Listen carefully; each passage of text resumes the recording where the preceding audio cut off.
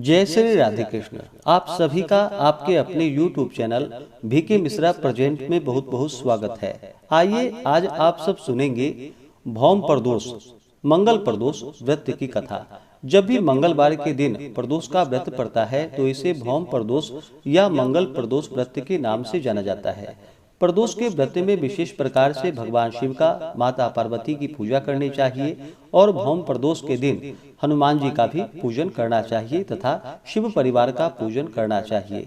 इस दिन विशेष प्रकार से प्रदोष काल के समय में भगवान शिव जी का पूजन करना चाहिए। भगवान शिव जी प्रदोष काल के समय में जो कि प्रसन्न मुद्रा में होते हैं और इस दौरान जो भी भगवान का पूजन करते हैं तो इससे भगवान शिव अपने भक्तों के सभी प्रकार के दुख और कष्टों को दूर कर देते हैं तथा सुख और समृद्धि का आशीर्वाद प्रदान करते हैं। मंगलवार प्रदोष का व्रत धारण करने से रोगों से मुक्ति तथा स्वास्थ्य लाभ की प्राप्ति होती है तथा 100 गायों को दान करने के समान पुण्य फलों की प्राप्ति होती है। तो आइए सुनते हैं मंगल प्रदोष भौम प्रदोष व्रत की कथा। तो बोलिए प्रेम से भगवान भोलेनाथ की जय, माता पार्वती की जय, हनुमान जी महाराज की जय, सर्व देवी देवता की जय। कथा के अनुसार एक बार शौनक ऋषि ने श्री सूत जी से बोला कि हे प्रभु, दया करके आप मंगल प्रदोष व्रत की कथा का वर्णन कीजिए, आपकी अति कृपा होगी। श्री सूत जी बोले, अब मैं मंगल त्रयोदशी प्रदोष व्रत का विधि विधान आपको कहता हूँ। मंगलवार का दिन व्याधियों का नाशक है।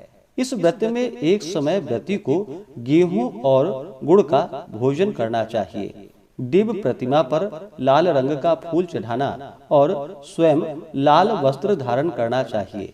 इस व्रत के करने से मनुष्य सभी पापों व रोगों से मुक्त हो जाता है। इसमें किसी प्रकार का कोई संशय नहीं है।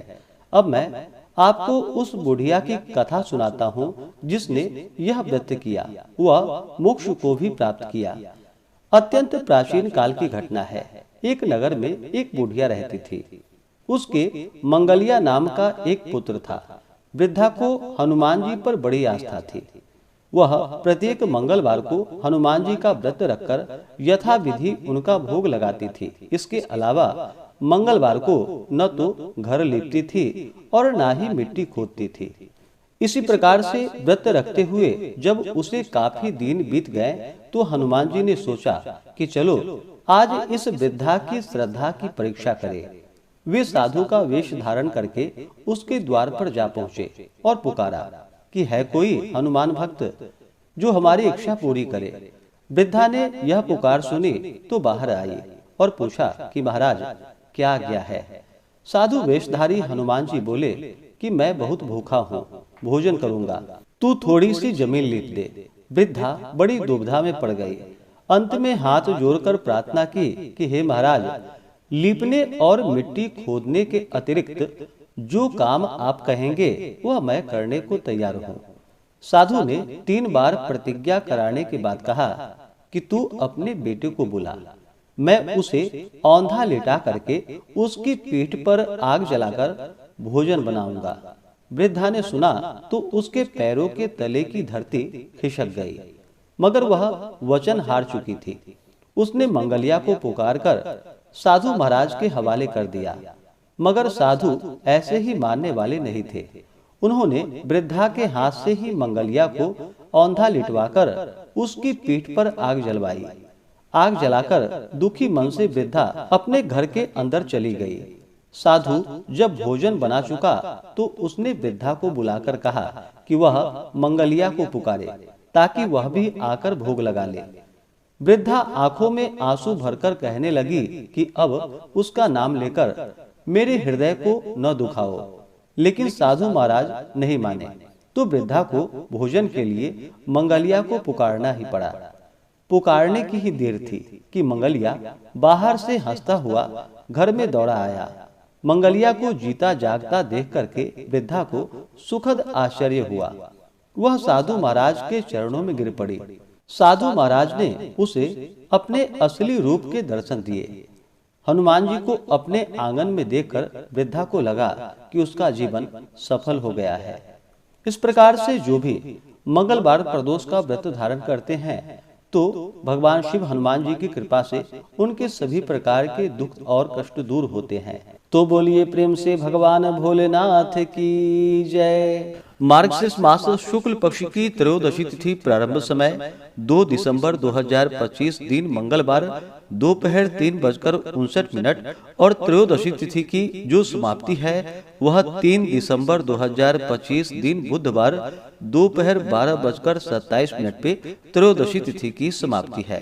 तो ऐसे में प्रदोष व्यापिनी के अनुसार 2 दिसंबर 2025 दिन मंगलवार को प्रदोष का व्रत धारण किया जाएगा। मंगलवार के दिन प्रदोष व्रत जब भी पड़ता है तो इसे भौम प्रदोष या मंगल प्रदोष व्रत के नाम से इसे जाना जाता है और इस दिन व्रत को धारण करने से रोगों से मुक्ति और स्वास्थ्य लाभ की प्राप्ति होती है। इस दिन विशेष प्रकार से भगवान शिव, माता पार्वती, शिव परिवार तथा हनुमान जी की आराधना करनी चाहिए। 2 दिसंबर को प्रदोष व्रत के दिन ब्रह्म मुहूर्त का समय सुबह 5:09 से सुबह 6:03 तक होगा। सूर्योदय का समय सुबह 6:28, सूर्यास्त शाम 5:08 होगा। प्रातः काल पूजा का शुभ मुहूर्त सुबह 5:36 से सुबह 6:57 तक होगा। राहु काल का समय सुबह 11:47 से दोपहर 1:08 तक होगा। राहु काल समय के दौरान कोई भी शुभ कार्य या नया कार्य नहीं करना चाहिए, इस बात का ध्यान रखें।